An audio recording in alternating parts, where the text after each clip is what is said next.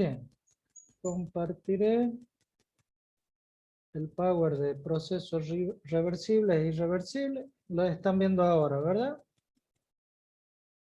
Sí, Sí, profe. profe.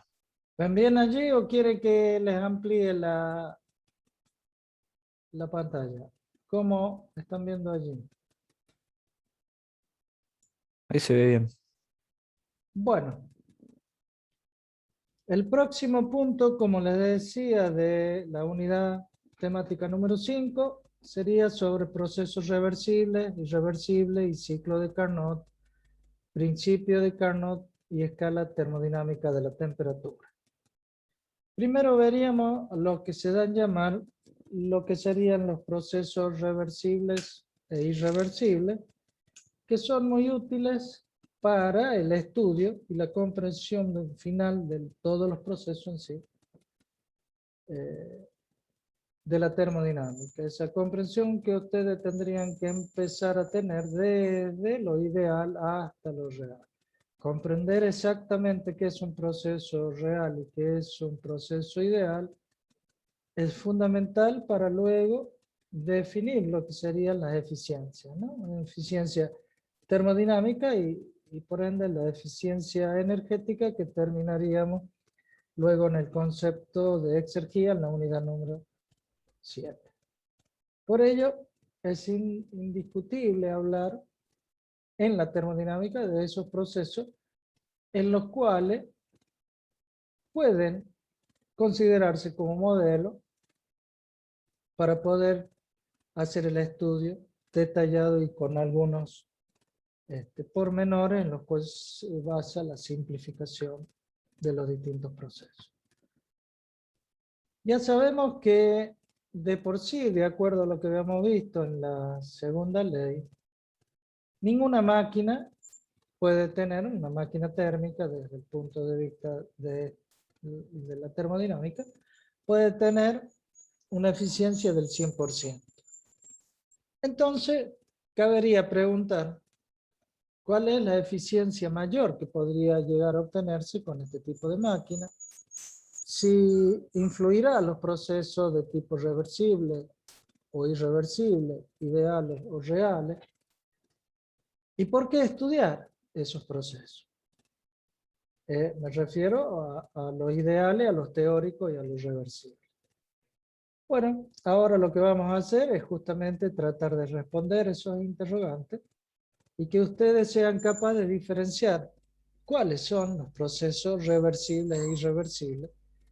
Y luego llegaríamos también al concepto de internamente reversible, externamente reversible y los procesos cuasi-estáticos.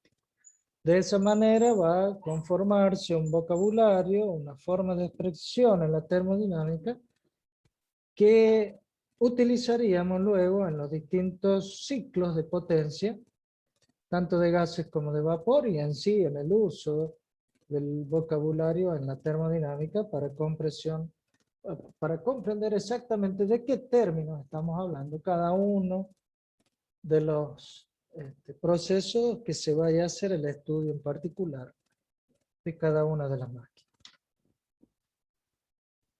Se definió ya lo que era un sistema, su frontera, el universo, el estado del sistema y sus variables.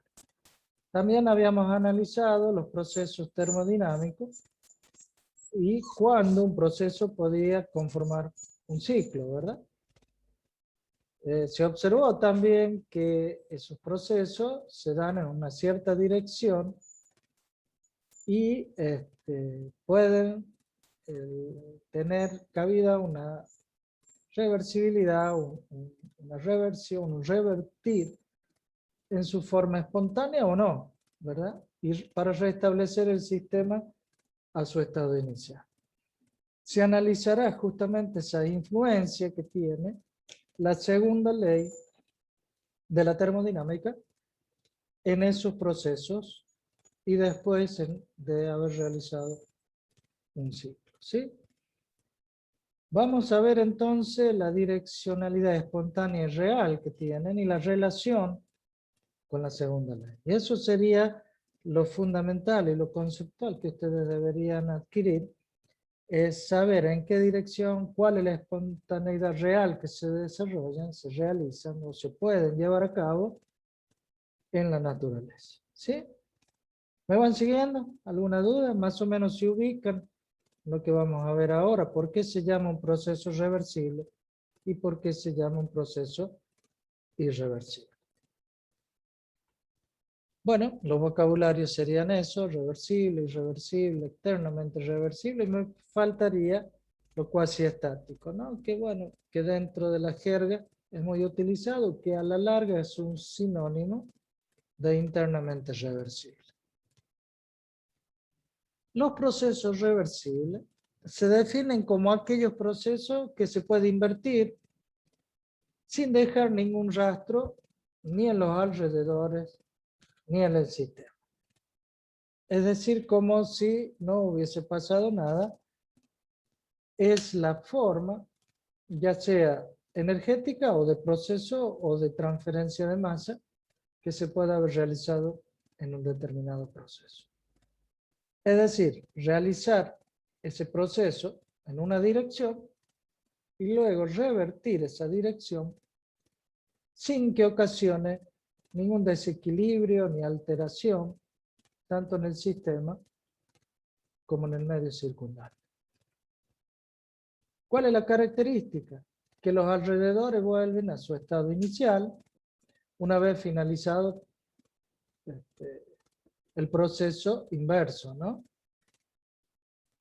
Eso va a ser posible siempre y cuando el intercambio de calor y trabajo netos entre el sistema y alrededores sea cero para ese proceso combinado, es decir, el original y el inverso. Los procesos reversibles en realidad no ocurren en la naturaleza. Son idealizados para poder hacer un modelaje y poder estudiar los distintos ciclos. Recuerden, por ejemplo, cuando habíamos visto la taza de café, cuando se realizaba o lo dejaban y producía y se realizaba el enfriamiento de la misma. Es decir, que entregaba una determinada cantidad de calor al medio, y si el medio le devolvería esa cantidad de calor a la taza para que suba su temperatura y volver al estado inicial en el cual se encontraba, sería un proceso reversible.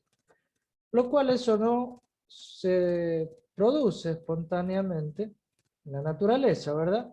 Siempre necesita de una fuente que se le acerque a la taza para poder elevar la temperatura a sus condiciones iniciales. Es decir, que si lo haría espontáneamente y por una fuerza de la naturaleza, eso sería un proceso real, reversible, pero eso en la naturaleza no se da. Por eso hablamos de que tienen una cierta direccionalidad desde la de mayor temperatura a la de menor temperatura. ¿Sí? Es lo que estuvimos viendo, analizando en la clase pasada. Unos datos importantes que se pueden considerar en estos tipos de ciclos pueden servir como límites teóricos para el estudio de los distintos ciclos, de las distintas máquinas o ciclos de potencia que se pueden realizar.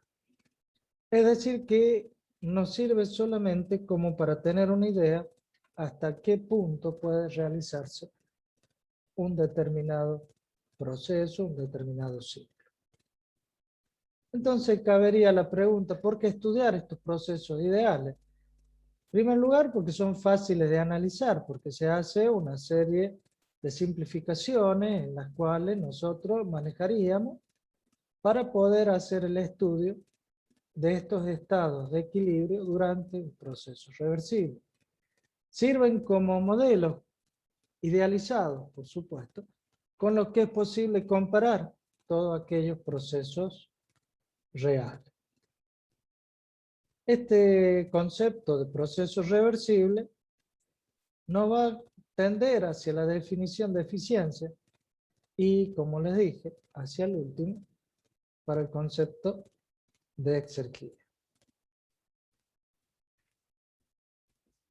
Siempre en la ingeniería se busca entregar el máximo trabajo, ¿verdad? Siempre se busca gastar lo mínimo de energía posible para hacer el máximo trabajo útil con el mínimo esfuerzo posible. Es decir, de eso estaríamos hablando de lo que se da en llamar la eficiencia, ¿verdad? Otra cosa es la eficacia.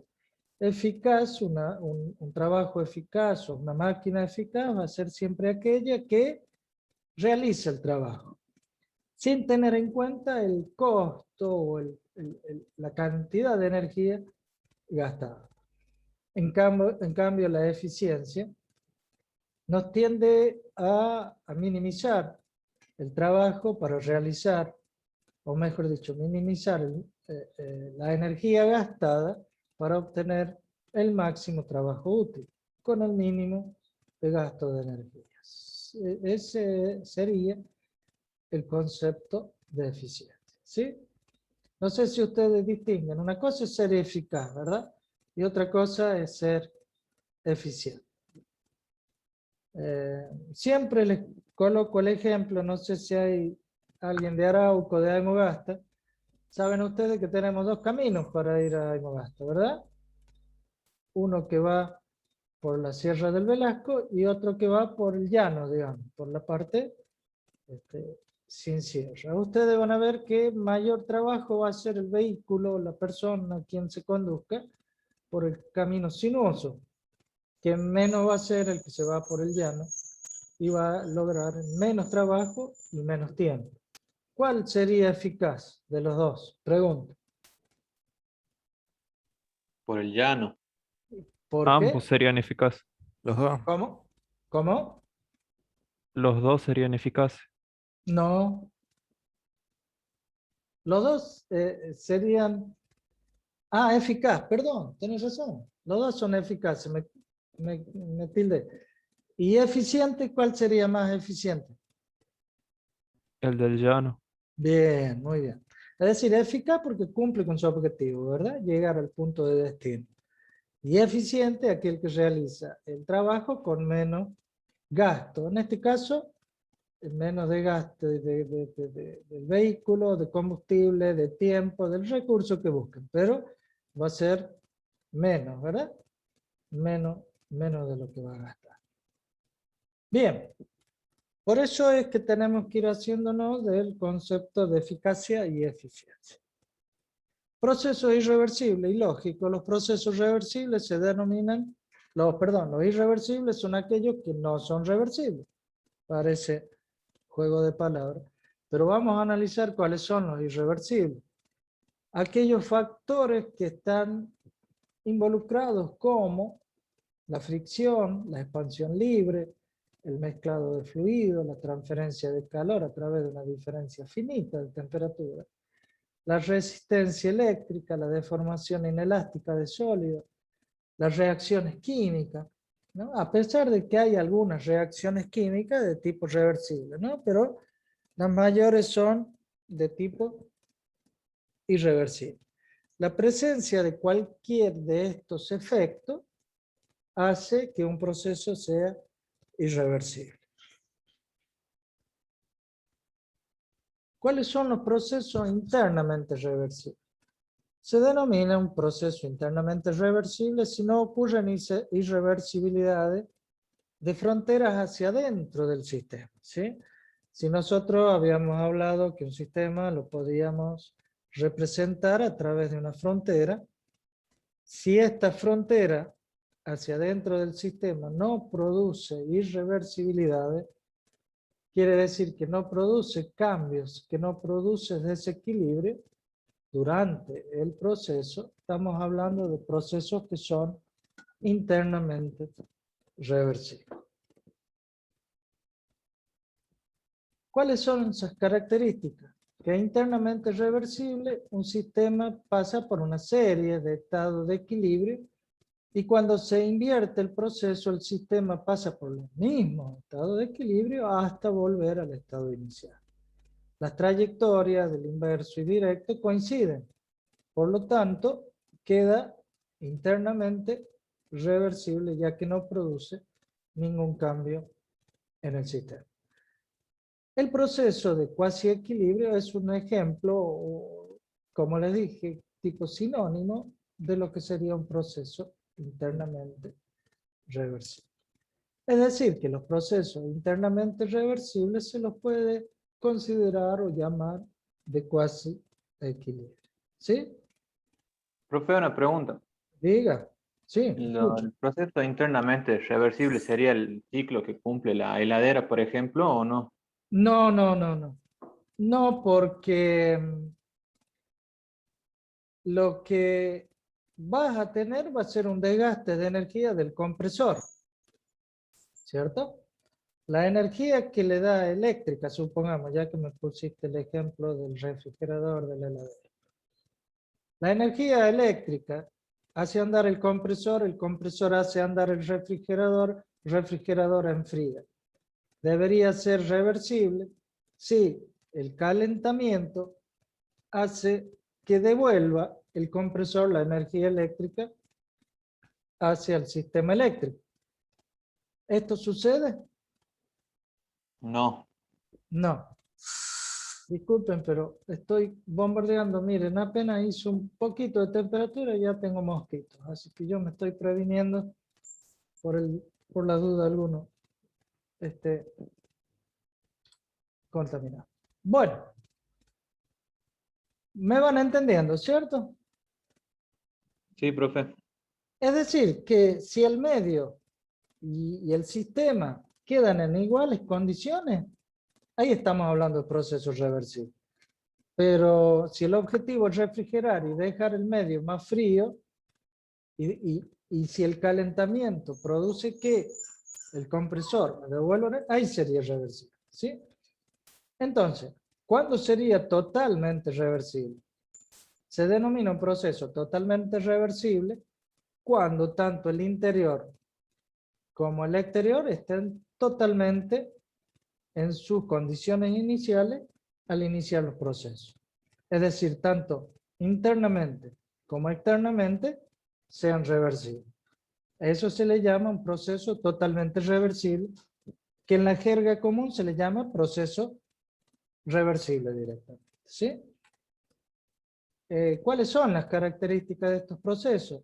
No hay transferencia de calor de acuerdo a una diferencia finita de temperatura, ni hay cambios de cuasi equilibrio, ni tampoco fricción, es decir, ningún otro efecto que nos produzca este tipo de irreversibilidades, porque cualquier efecto de lo que vimos que producía esas irreversibilidades nos van a terminar desequilibrando, ya sea el medio o el ambiente, de tal forma de hacerlo irreversible.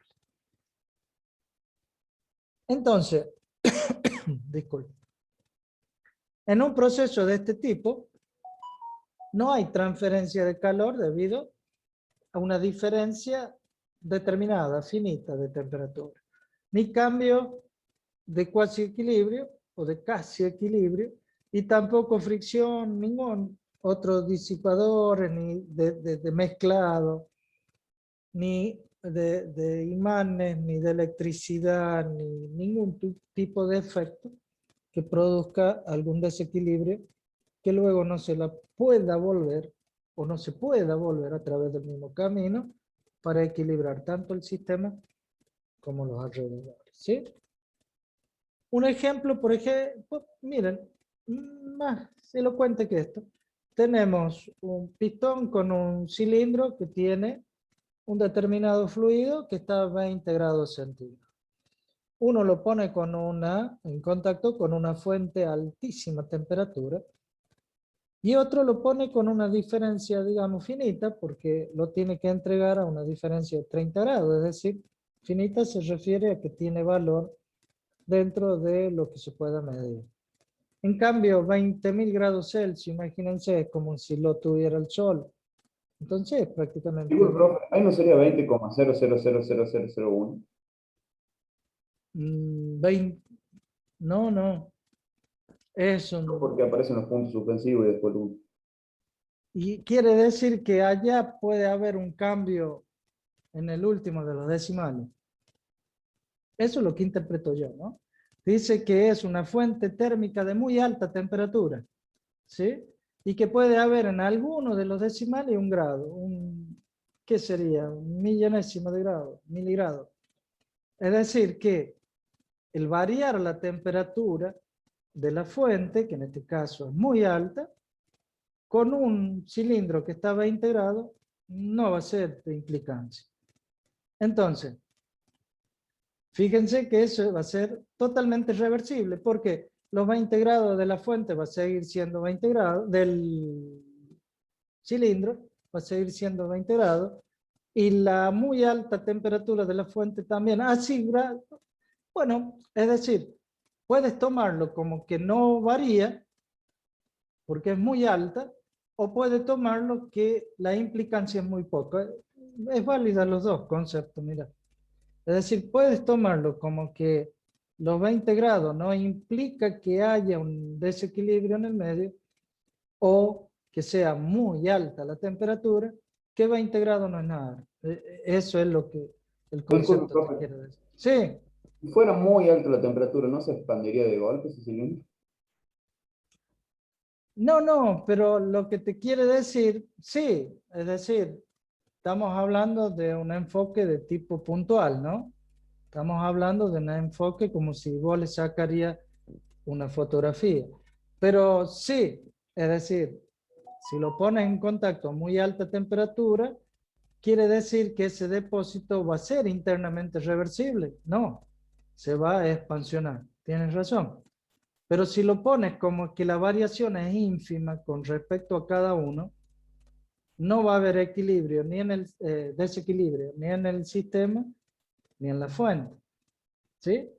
Bueno, en este caso es ese ejemplo, pero en otro caso ponía una fuente de muy alta temperatura que una máquina térmica no hacía, o una heladera o cualquier otro dispositivo, al andar en ese sistema, en esa fuente, no va a desequilibrar, no le va a dar una fuente a muy alta temperatura. En ese caso, también sería totalmente reversible. ¿Por qué?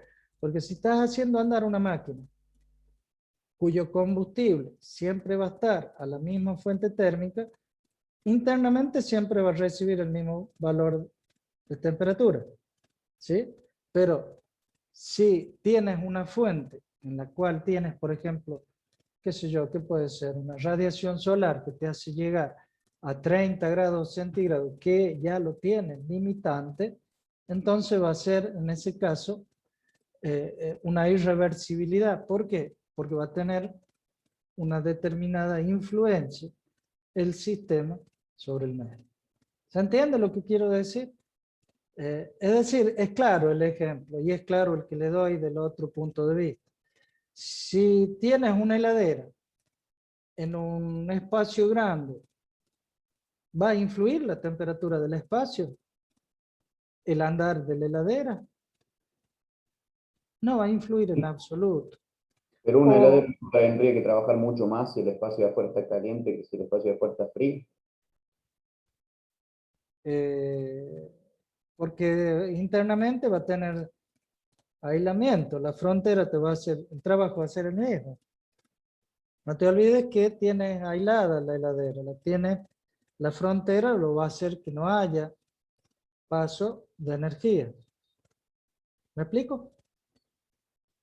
El andar del heladero va a depender internamente, no externamente, en ese caso. ¿Por qué? Porque vas a tener vos un sistema aislado que va a estar enfriando y el calor que le vas a sacar va a ser hacia el medio. Como el medio no sube la temperatura porque la tengas andando la heladera, no va a influir. Ahora, si lo encierra en un ambiente mucho más chico, con un valor finito de volumen, va a ser internamente reversible y externamente reversible. No. No. ¿Por qué? Porque si lo encierras al compresor en un volumen muy chico, y sí va a subir la temperatura, ¿verdad? Porque va a tener muy poco volumen para disipar ese calor.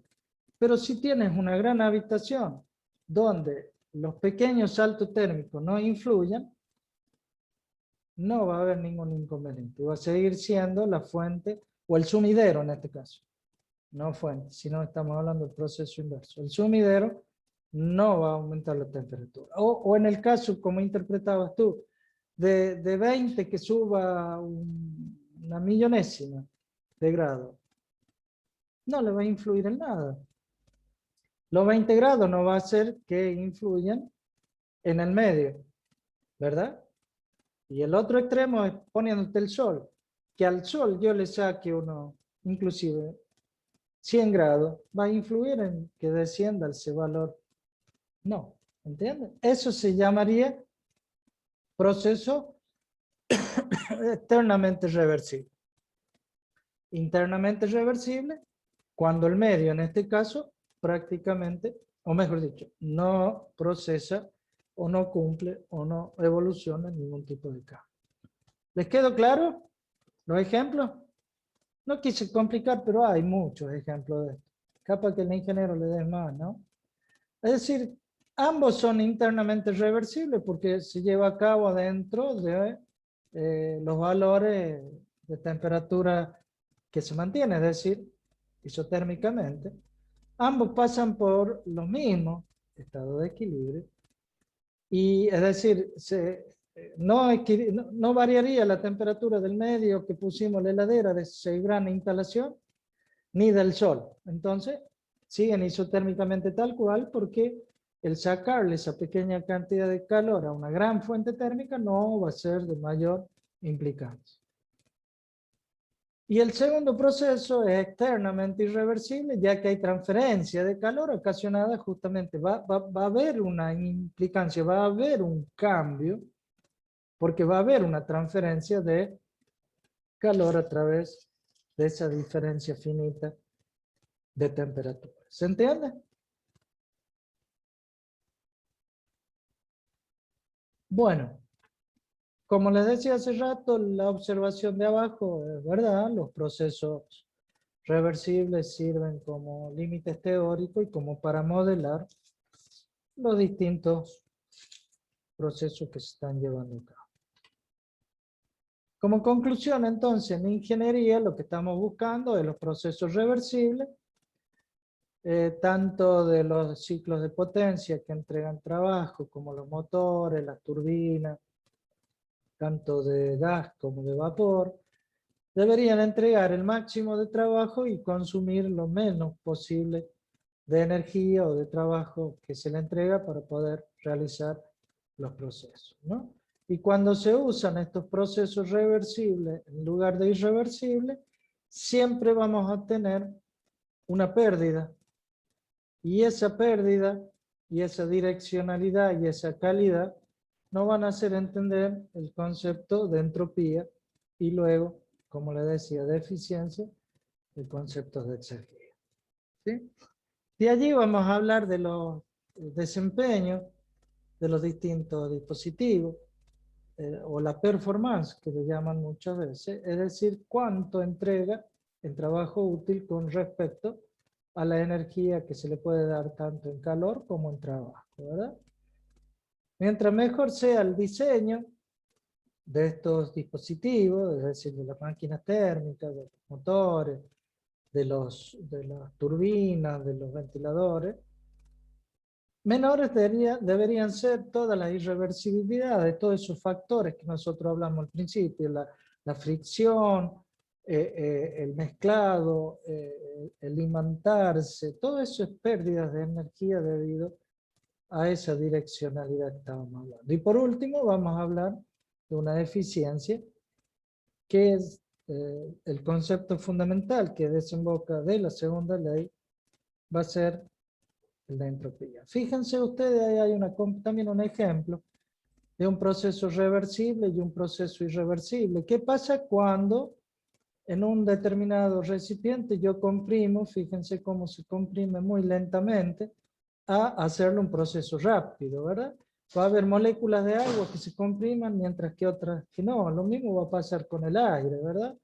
Es decir, el tiempo tiene mucho que ver en lo que serían las reversibilidades y las irreversibilidades, ¿no? Como hablábamos también, cuando vas a inflar un neumático, una bicicleta, por ejemplo, Si yo lo hago muy rápidamente, la fricción del inflador va a hacer que este se caliente y ese va a ser energía que uno pierde. En lugar de aprovechar en inflar la goma, lo que se va a estar haciendo es perdiendo esa energía en calor hacia el medio. En cambio, si lo hago muy lentamente, yo lo voy inflando muy lentamente la bicicleta, tanto de evitar la fricción, el tiempo me ayudaría a que los equilibrios producidos en el desequilibrio con el ambiente reaccione y se equilibre nuevamente. No sé si me entienden. Si yo caliento por fricción la superficie de metal del inflador, esa diferencia de temperatura hace que emita calor hacia el medio, ¿verdad?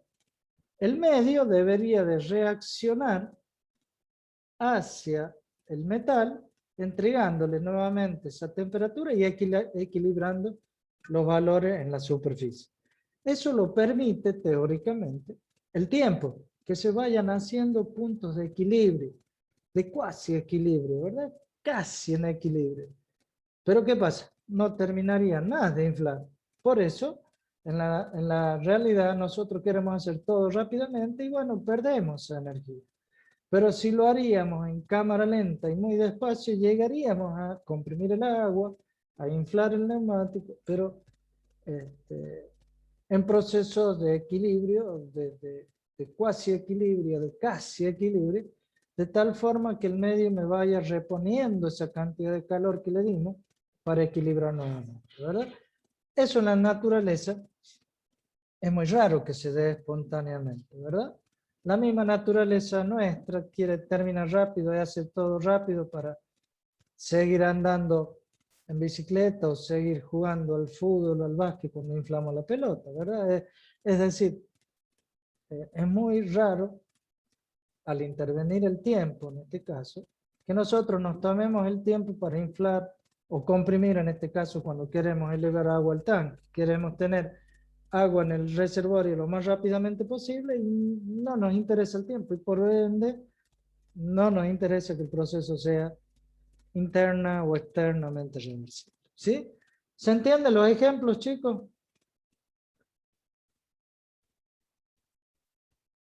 Hola. Sí, ¿Me profe. fueron? Sí, profe, se va a entender.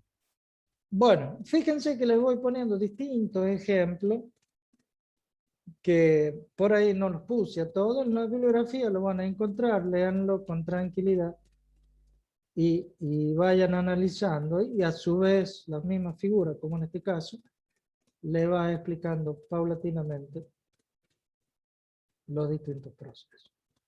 Entonces, en resumen, los procesos irreversibles se dan en la naturaleza y es importante saber cuáles son para determinar el grado de efectividad que puede tener el uso de un determinado dispositivo para conocer su eficiencia, ¿verdad? O su pérdida, hacia el último de los casos, de energía hacia el medio. Esto lo vi fundamentalmente del Zengel-Boll, ¿no? Pero hay muchos libros de termodinámica que hablan de la reversibilidad, de la irreversibilidad. Está el Semankey-Vaness, el Faires, el Moran Shapiro también, el García tienen, pero la mayoría de los libros de termodinámica se refieren justamente a la reversibilidad y a la irreversibilidad. Bien, me gustaría que me dijeran si me entendieron el concepto Profe. de... Sí, ¿Podemos volver de nuevo al internamente y al totalmente? bueno, Que a mí internamente, pero no. Totalmente reversible o nada más reversible si no tiene irreversibilidad ni adentro ni afuera, dentro de la frontera o afuera de la frontera. Es decir, si el sistema, luego de haber evolucionado, vuelve por el camino inverso sin dejar modificaciones y desequilibrio en el sistema y en sus alrededores, el proceso se le llama totalmente reversible o simplemente reversible en la jerga común de la termodinámica, ¿sí? Internamente reversible. Bueno, externamente reversible es cuando ocasiona un cambio, un desequilibrio en el medio, calentando una atmósfera o emitiendo una determinada cantidad de masa, determinada cantidad de gases. Por ejemplo, si colocas un motor de combustión interna dentro de una habitación cerrada, ¿cuál va a ser el medio? La habitación cerrada. ¿Cuál va a ser el sistema? El motor térmico, ¿verdad? Los gases de combustión van a producir un desequilibrio en tu pieza. Va a haber Sí, un profe. paso. Bueno, ese va a ser un proceso externamente irreversible. Internamente, a lo mejor pueda llegar, en caso de lo idealizado, si estamos desarrollando procesos idealizados irreversibles, puede llegar a tenerse proceso reversible. Pero externamente no, porque tu medio cambió. Ahora, si el medio es el medio ambiente, el universo, tan grande que no le va a dificultar una o dos moléculas de dióxido de carbono, masa en el aire, que le rompa el equilibrio, ¿verdad? Si no lo ve desde el punto de vista térmico. Desde el punto de vista másico, una o dos moléculas de dióxido de carbono no le van a implicar desequilibrio alguno. Pero ya si pongo miles y miles de motores, ahí sí puede llegar a ocasionar un desequilibrio. En ese caso, cuando no ocasiona un cambio, un desequilibrio al medio, ¿sí? Va a ser reversible, si no ocasiona. Pero si cuando vuelve el proceso, es decir, cuando quiero restablecer y queda con mayores gases producto de la combustión el medio, ahí estás produciendo un cambio, una irreversibilidad. Desde el punto de vista químico, es verdad.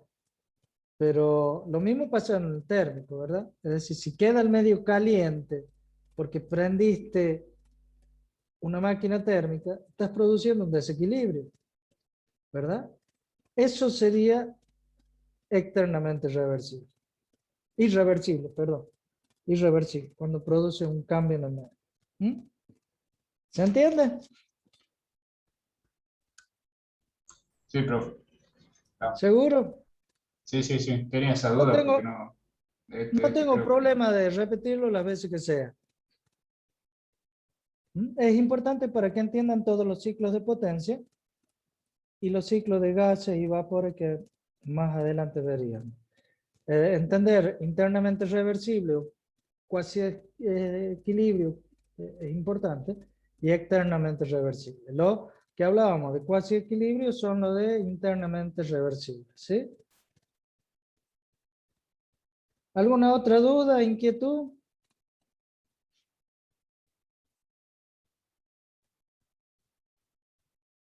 Bueno, veamos el power que sigue, las placas que siguen. Tengo que ir cerrando porque la verdad...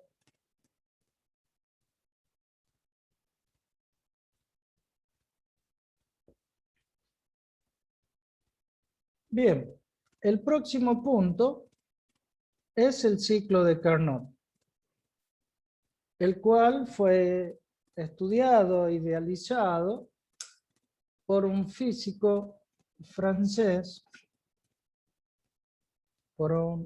luego su hijo, un ingeniero francés, Sadi Carnot, los dos Carnot por supuesto, para poder entender cómo se desenvolvían los ciclos de potencia de ese entonces, que eran las máquinas de vapor, ¿verdad? Ellos hicieron un estudio a través de procesos de tipo reversible y lo sugirieron como posible alternativa de ciclo que deberían de realizar este tipo de máquinas.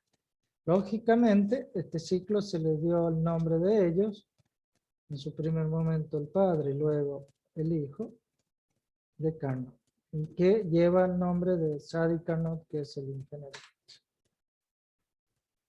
Se cambia, chicos, la placa. Sí, profe. Sí, profe. Ahí la amplié. ¿La ven bien? Sí. Bien. Vamos a tratar ahora de entender la segunda ley aplicando este ciclo de Carnot y vamos a entender cuál es la eficiencia y vamos a preguntarnos ¿para qué estudiar este ciclo de Carnot en una máquina térmica que al ser su proceso reversible, fíjense que ya estoy hablando de los términos que recién estudiamos, para poder ver si influirá en algo la irreversibilidad o cómo influiría la irreversibilidad en este tipo de procesos. Y lógicamente vamos a poder entender por qué estudiar estos procesos ideales y reversibles en un contexto de una determinada máquina que puede desarrollar un ciclo, tanto termodinámico como mecánico, para luego entender el concepto de eficiencia. Bueno, en esto vamos a tratar a través del ciclo de Carnot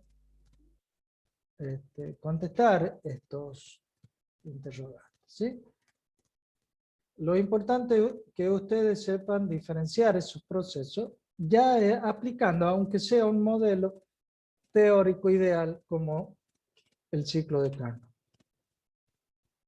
Las máquinas térmicas, ya habíamos visto algunas veces las definiciones en sí, que son dispositivos cíclicos que necesitan de un fluido de trabajo y que vuelve a su estado inicial luego de pasar a través de una determinada cantidad de procesos y necesita realizar algún trabajo durante la confección, durante el desarrollo de este ciclo. Y lógicamente lo va a realizar este fluido que se le da a llamar fluido de trabajo. La diferencia entre los dos trabajos, tanto el que necesita el fluido para realizar el ciclo como el trabajo que entrega el ciclo, se le da a llamar trabajo neto, que es lo que verdaderamente entrega la máquina hacia el medio, es decir, pasando la frontera de esta máquina. La eficiencia en sí de una determinada máquina va a depender de cómo se ejecute, cómo se desarrollen esos procesos que constituyen el ciclo, ¿verdad? Porque un ciclo no es solamente un solo proceso, sino que es el conjunto de procesos que va a conformar la vuelta hacia el punto o al punto inicial de partida de ese ciclo. Y no se olviden que acá hay dos tipos de ciclo. El ciclo termodinámico, que es el que vamos a hacer el estudio desde el punto de vista térmico, y el ciclo mecánico, ¿verdad? Que es el que efectúa la máquina a través de su elemento mecánico.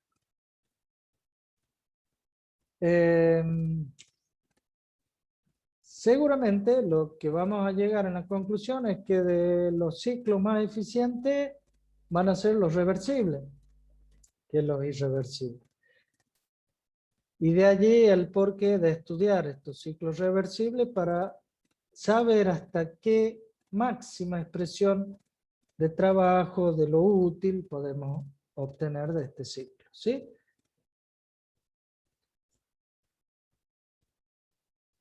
Es probable que este ciclo reversible que conocemos a través de Carnot desde el año 1824 sea lo más difícil de alcanzar por el punto de vista teórico, idealizado y modelizado, porque eran procesos reversibles. Pero se tiende a obtener este ciclo para obtener, valga la redundancia, la máxima eficiencia posible. Es decir, que si yo trato de imitar los procesos reversibles que ideó Carnot en su ciclo, muy probable que la máquina térmica tienda a su 100% de eficiencia. Cosa que en la práctica se da. ¿Qué les parece a ustedes? No. No, ¿por qué? Porque van a existir esos factores, tanto la fricción, el traspaso de calor hacia el sumidero es inevitable, ¿verdad? Y siempre va a existir esa direccionalidad que la segunda ley, por ser una ley y por ser un principio que nunca lo vamos a refutar, se debería de cumplir. Es decir, que uno de los requisitos fundamentales de una máquina térmica es que devuelva una parte del calor para que pueda existir esa máquina en sí, ¿sí? Para que pueda existir desde el punto de vista termodinámico, ¿verdad? Entonces, las máquinas térmicas y los refrigeradores, que son los ciclos inversos, vamos a hacer un estudio de sus procesos de tipo reversible para usarlos como modelos en los cuales nos podemos respaldar luego para saber si un determinado equipo, una máquina o una máquina térmica o un refrigerador, está trabajando en las condiciones que nosotros necesitamos que trabaje. Los ciclos reversibles sirven también como un punto, como les dije, de partida para el desarrollo de posibles nuevos ciclos con mayor eficiencia.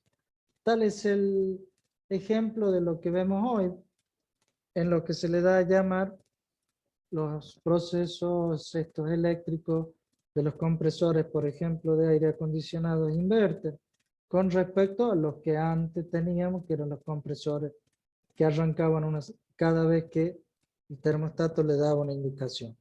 En cambio, los inverter están permanentemente funcionando y ese arranque, ese golpe de tensión, ese desgaste, no existe. Por un lado, ¿no?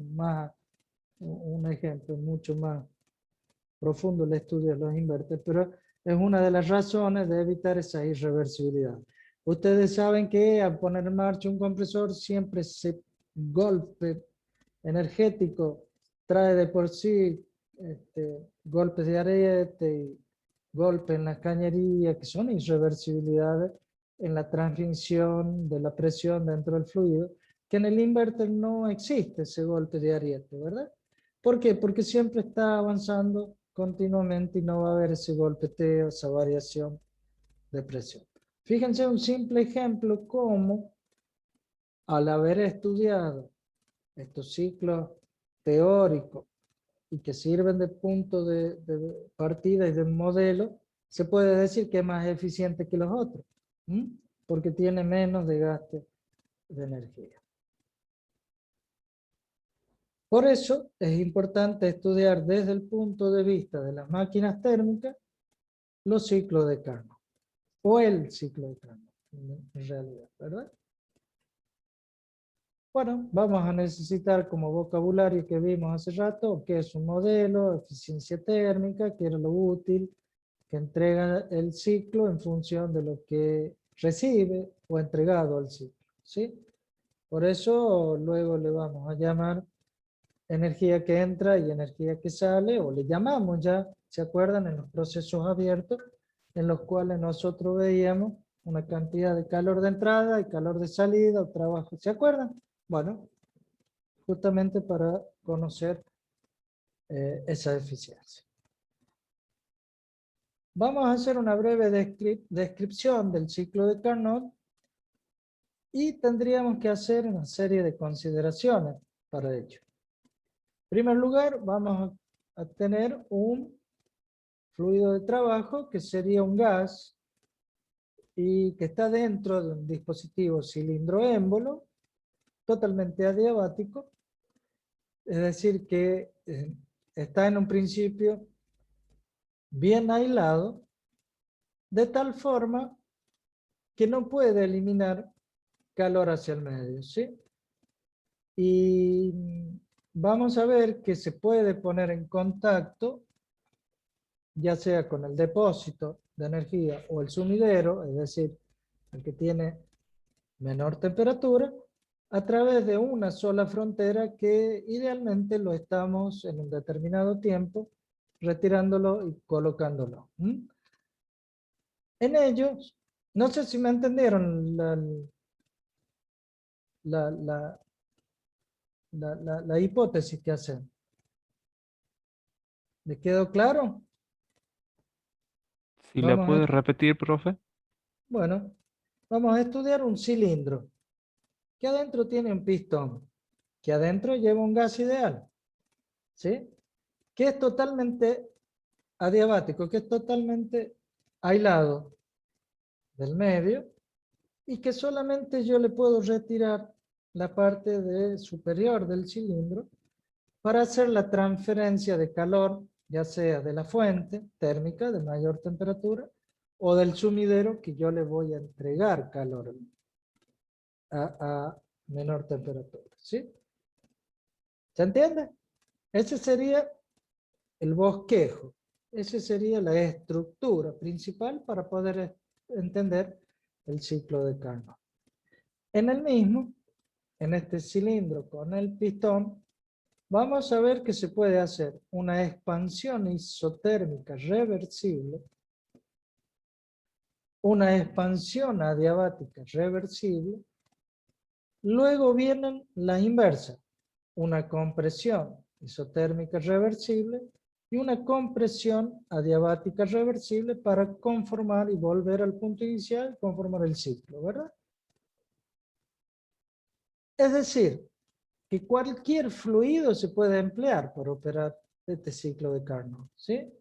Siempre y cuando esté desarrollándose dentro de un cilindro con un pistón. Y la cabeza de ese cilindro, como les dije, se supone alternativamente un conductor perfecto o un aislante perfecto.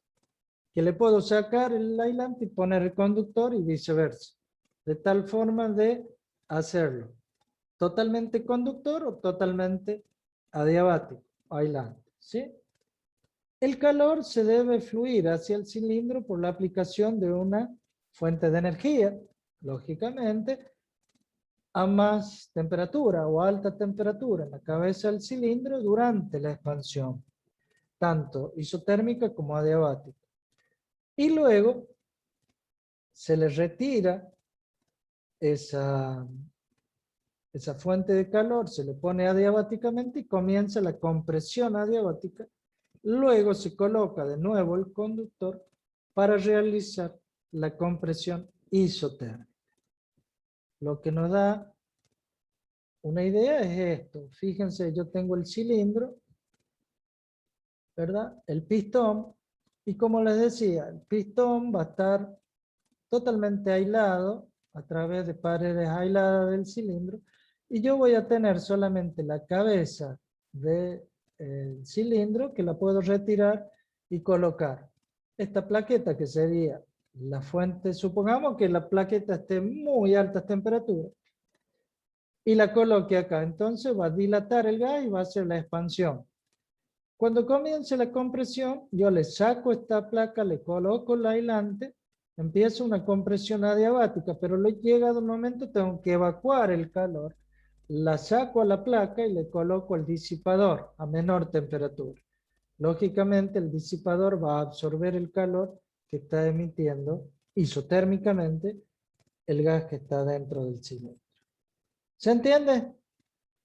Este sería en sí la idea de Carnot, la idea primera de un ciclo, que luego fue, como era modelo, fue utilizado para las distintas máquinas térmicas que vieron o dieron su fruto al siglo siguiente, conformando lo que serían las máquinas térmicas, tanto de motores de combustión interna como las turbinas de gas, y la de combustión externa, como serían las turbinas de vapor. ¿Sí?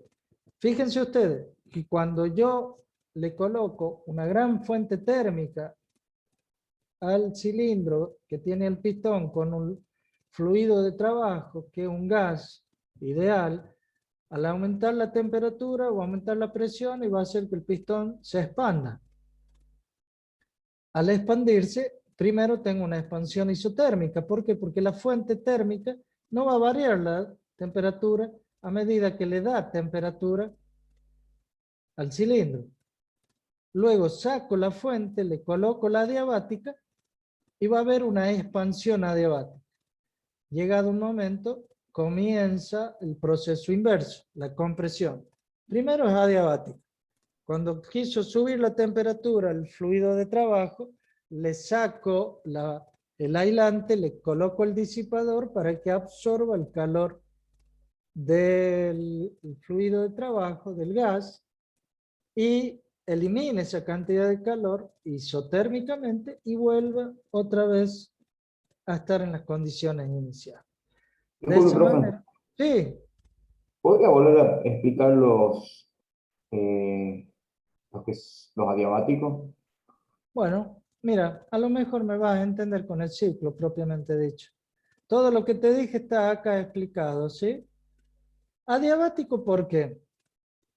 Porque, mira, ¿qué pasa? Lo vamos a hacer muy en cámara lenta. Supongamos que retire esta pared que está rayada, considérenlo adiabático, que es la misma que tendría los costados. Sí, que no lo hicieron seguramente para no dificultar el dibujo, ¿no? Pero bueno, lo de adiabático vale para las paredes como para la cabeza del cilindro, ¿sí? Supongamos que le saque esta pared adiabática, le coloque esta placa, que es la fuente de calor a muy altas temperaturas. ¿Qué le va a pasar al gas? Va a recibir esa cantidad de calor, va a aumentar su presión, va a aumentar su temperatura y va a hacer que el pistón se empiece a expandir, ¿verdad? ¿Hasta cuándo se va a expandir? Hasta que el gas comenzó a disminuir su temperatura, hasta tal punto que ya no me conviene calentarlo más, le saco la fuente de calor ¿Por qué el gas empieza a disminuir su temperatura? por la capacidad que tiene el fluido, porque está a su vez expansionándose. Claro, pero se está expansionando porque yo le estoy entregando calor, o sea, estoy aumentando la presión, básicamente. Claro, pero no es... a ver, si tú lo pones infinitamente, va a cumplir un ciclo. Si yo lo dejo que infinitamente se expanda, No. no. Entonces, ¿qué necesito yo para que cumpla el ciclo? Claro, yo le saco la fuente de calor y ahí, Espera, ¿por qué? espera. Contéstame primero lo que tú preguntas. Para que vuelva el pistón arriba, ¿qué tengo que hacer? Sacar calor. ¿Por qué? Y porque si no se va a seguir expansionando, ¿cierto? Entonces, yo quiero que se expansione hasta un determinado punto. ¿Me va siguiendo? Luego de ese punto, se va a seguir expansionando, pero ya en forma adiabática. ¿Qué quiere decir? Que no quiero que pierda el calor al medio. ¿Por qué? Y porque se va a enfriar y no se va a expandir. ¿Me va siguiendo la secuencia? Sí. Entonces, yo quiero que se expanda hasta un determinado punto. Me vas a entender cuando ya veamos el diagrama del ciclo. Pero supongamos que yo quiero que se expanda hasta el final del cilindro. Porque después del final del cilindro se va a salir el pistón, ¿verdad? Ya te estoy mezclando el ciclo mecánico con el ciclo termodinámico, pero los dos están hermanados. Pero para entender uno, tienes que entender el otro. Entonces, si yo le daría calor infinitamente, el pistón terminaría fuera del cilindro, cosa que no quiero. Como quiero que llegue hasta el punto final, le doy hasta un determinado valor, pero luego de que le saque el calor, no me conviene que se enfríe. ¿Por qué? Porque no va a llegar al punto que quiero. ¿Me va siguiendo? Ujú, sí. Ojo, es ideal, es reversible. Ojo, es teórico. Es un modelo, pero válido. Una vez que ya llego el pistón al punto que yo quería, que supongamos sea el límite del cilindro, tengo que hacer el trabajo de compresión, ¿verdad? Es decir, que de algún lado yo le tengo que sacar energía para que vuelva el pistón hacia la posición inicial. Pero primero me conviene comprimirlo, como ya lo tengo adiabático, una compresión adiabática sin que reciba ni pierda calor. Ahí está, ¿cómo logro eso? Esa es mi pregunta. Bueno, eso es el entendimiento ya del ciclo mecánico. Generalmente eso se pone masas inerciales que como yo ya la hice mover, esa masa inercial me lo devuelve. Pero ya estamos hablando del ciclo mecánico. Yo quiero que ustedes ¿El me motor de un entiendan. auto? Sí, señor. Ah, ya. O sea, eso es O, aparte de la o, termodinámica, digamos. ¿Cómo vuelve? claro, claro. Es más, no era del motor de un auto. Era de una máquina de vapor. Y la máquina de vapor siempre le ponían una determinada masa inercial para que cumpla el ciclo mecánico. ¿Entiendes? Entonces, Carnot te quería, en 1824, explicar cómo funcionaba esa máquina de vapor. Te ubico históricamente para que vamos entendiendo. A nosotros ahora nos parece irrisorio, y sí, pero si ahora me vienen a explicar un motor cuántico, yo creo que ni ustedes ni yo lo entenderíamos tan rápidamente. Necesitaríamos que nos explicaran un poco más, o la misma computadora cuántica, ¿verdad? Quizá de acá a 20, 30, 50 años sea mucho más fácil para los alumnos de termodinámica cuando hablemos de motor cuántico. Bueno, Un motor yo lo... cuántico. Ay, papá. Bueno, un motor cuántico es aquel que anda por cuantos de energía, que son los que se están utilizando para el traspaso de energía a través de pequeños paquetes de energía que hacen funcionar un determinado mecanismo. Te lo resumí rápido, porque si me pongo a hablar de eso, no terminamos en toda la tarde, hijo. Pero también existen las computadoras cuánticas, ¿eh? Un motor cuántico es eso, es lo que se están utilizando ahora para llegar a Marte a través... No puedo llevar combustible, porque se me va a terminar en algún momento. En cambio, los cuantos de energía, los pequeños paquetitos de energía, también se me van a terminar, pero puedo llevar en un muy poco volumen, muy denso, una gran cantidad. Entonces me puede servir para viajar más distancia. ¿Mm? Cambio y fuera, no me metan en eso, que no terminamos más. Y para colmo me gusta el tema, no me den tela que lo vamos a cortar. Entendamos que lo vamos a cortar dentro de mucho tiempo y me van a matar. Yo tengo que entregar el aula a las 6:30 era o a las 6:10, no recuerdo. ¿Qué hora tengo que entregar el aula? 6:30. 6:30, bueno.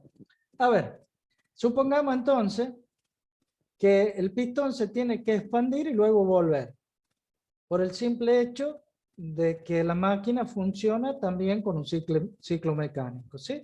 Entonces yo necesito expandirlo para que entregue trabajo, pero luego necesito traerlo de nuevo, lógicamente con un gasto de trabajo, ¿verdad? Y ese gasto sería la compresión adiabática hasta un determinado punto. Luego que yo comprimo, ese gas se va a volver a calentar porque se va a comprimir, entonces tengo que evacuar para volver a tener las condiciones iniciales. Para ello le coloco el disipador, lo enfrío y vuelvo a las condiciones iniciales. Es decir que todo esto que les expliqué está en cada una de estas transparencias. Por favor, léanlo, es todo lo que yo les expliqué. Quiero llegar acá. Miren, el punto 1. Hago una expansión de tipo isotérmica cuando le puse la plaqueta caliente. Le saqué la plaqueta caliente, le puse el aislante, sigue la expansión de forma adiabática hasta el punto 3. Pero antes que se me termine el cilindro, yo lo empiezo a comprimir, pero en esa compresión yo necesito evacuar algo de calor para llegar al punto 3, a esa presión y a esa temperatura, de forma que complete el ciclo mecánico. Fíjense ustedes que si yo analizaría la cantidad de calor que recibe con respecto a la isotérmica que desprende calor, van a ver que Q sub H o hot, de mayor temperatura, es menor que el bajo, ¿verdad? ¿Por qué? Porque uno va a estar a una temperatura de la sumidero al que recibe calor y el otro va a estar a la temperatura de la fuente, mucho mayor. Así debería ser. ¿Por qué? Porque el área que representa en el diagrama PV sería el trabajo. ¿Por qué? Porque P por B, ¿qué habíamos visto que era en termodinámica? P por diferencial de B, chicos. Trabajo.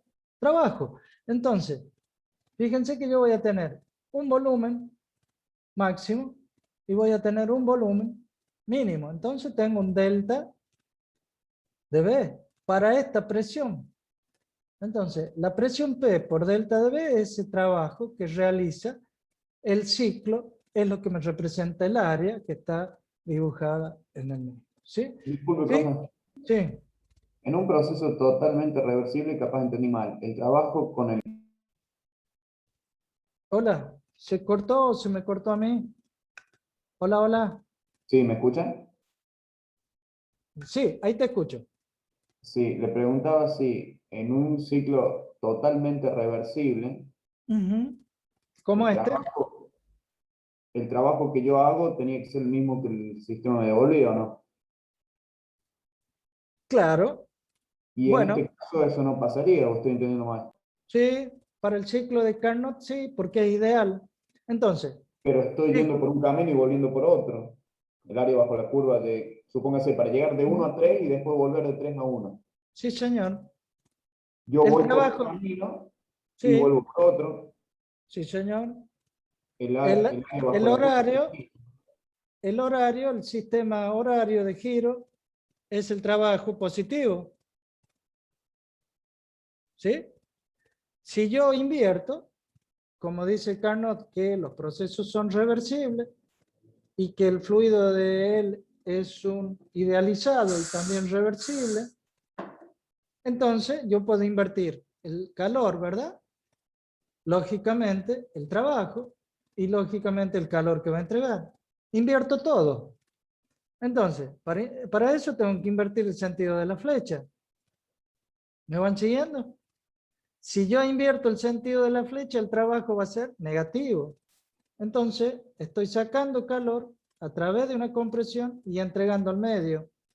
Ese sería el ciclo de una máquina frigorífica. Ideal, reversible. Un modelo a seguir para obtener la máxima eficiencia en los ciclos de refrigeración.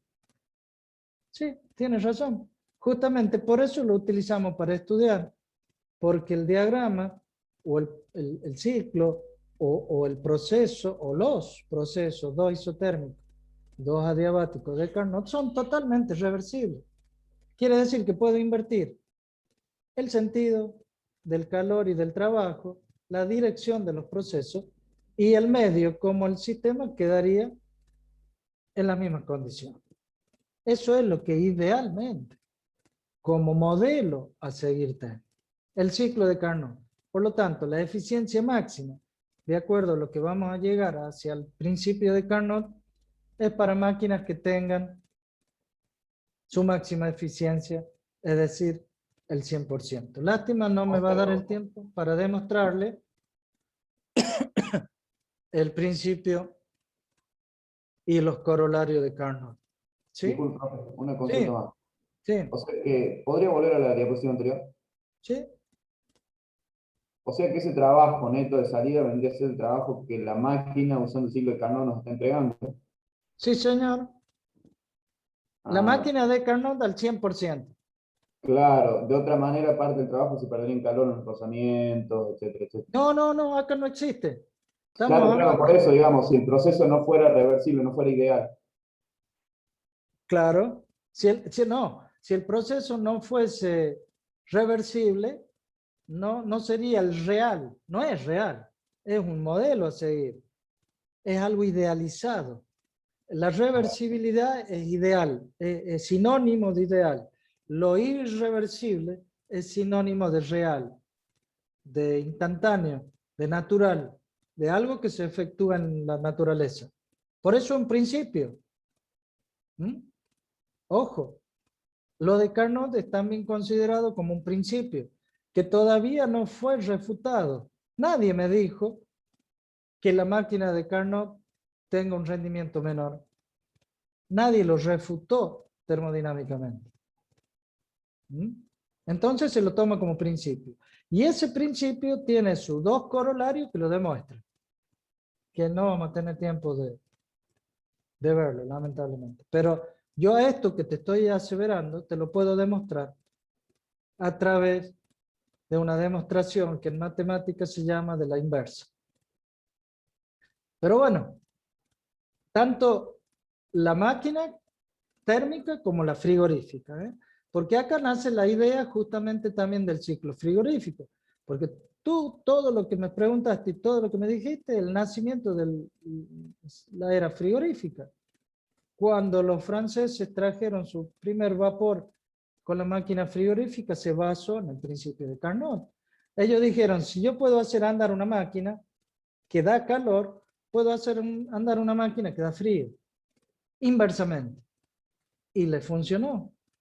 Por eso el buque este frigorífico que vino y se llevó desde Puerto de Buenos Aires las primeras reses y llegó una sola, un cuarto creo que había llegado, de todos los que había llevado en mal estado. Es decir, que de acá también nace la refrigeración. ¿Mm? No sé si les queda claro o los confundimos. Pero bueno, esto del choque de confusión y el de no entender va a hacer que lo lleven a los libros. ¿Mm? Vayan, léanlo. Todos son procesos idealizados, reversibles, de tal forma de poder llevar a cabo. Quiere decir que si yo le doy trabajo, puedo quitar calor de un medio que esté a menor temperatura y llevar a otro que tenga mayor temperatura, que es el ciclo frigorífico, que se va a fundamentar justamente en el ciclo inverso de Carnot por tener los procesos de tipo reversible. Bueno, a ver, no tengo tiempo de decirle. Las suposiciones, que el émbolo al moverse el cilindro no desarrolla ninguna fricción. ¿Por qué? Porque es ideal. Las paredes del émbolo y el cilindro se consideran totalmente, perfectamente aisladas del calor. Que la cabeza del cilindro está configurada tal que es el conductor perfecto al instante perfecto que te da la cantidad de calor exacta en el momento que lo necesitas, ¿verdad? La transferencia de calor no afecta la temperatura de la fuente, es decir, eso es lo que yo te decía, como que si le sacara un poquito de calor a un hierro al rojo cereza, 10 grados, 20 grados, 50 grados, no le va a hacer nada, ¿verdad? Entonces, eso se considera como fuente de calor. Y que el medio de trabajo es un gas perfecto que cumple con las leyes de los gases ideales para poder expandirse y comprimirse sin ningún tipo de irreversibilidad, no se olviden de ello. Y la composición y expansión son totalmente reversibles. ¿Mm?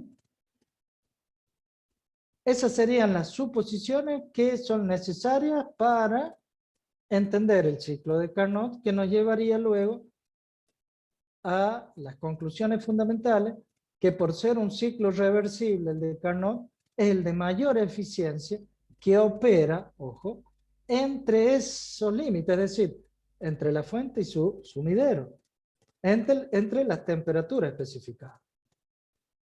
Y aun cuando el ciclo de Carnot no se pueda lograr en la realidad, la eficiencia de los ciclos reales se mejora interpretando, modelizando, aproximándose a lo ideal. ¿Cuál es? El de Carnot. Esto nos serviría de conclusión para lo que vimos hasta ahora, que serían los procesos reversibles, los procesos irreversibles y el ciclo de Carnot. La clase que viene veríamos lo que es los principios, los dos corolarios, mejor dicho, el principio, los corolarios, la escala de termodinámica de temperatura que nace a necesidad de todo esto, en base o conociendo el principio cero de la termodinámica. No me queda más tiempo más que escuchar algunas consultas, alguna duda de ustedes, y la clase que viene avanzaríamos, prefiero ir lento, porque como les digo, estamos en lo más importante de la materia, que es el estudio de la segunda ley, ya que la primera ley dentro de todo es mucho más fácil, ¿verdad? En cambio la segunda ya necesitamos un poco más de estudio, les pido que lean, y un poco más de digerir los conceptos desde el punto de vista termodinámico con los conceptos que clase a clase se le van brindando, ¿sí? No sé si tienen alguna duda, inquietud. Todavía no estaría terminada esta unidad, ¿no es cierto, profe? ¿Cómo? Perdón, no te escuché. Todavía no estaría terminada esta unidad, ¿no? No, no, no. Vos decís por el diagrama conceptual, no, me falta todavía el refrigerador y la bomba de calor de Carnot, ¿sí? Es decir, me faltaría el principio de Carnot, los corolarios de Carnot, la escala de temperatura, y luego sí, ya detalladamente la máquina térmica de Carnot con la inversa, que es refrigerador y o bomba de calor, ¿sí? Y ahí terminaría la unidad y estaría a disposición de ustedes para que puedan hacer el diagrama conceptual. Por ello, ¿me pregunta?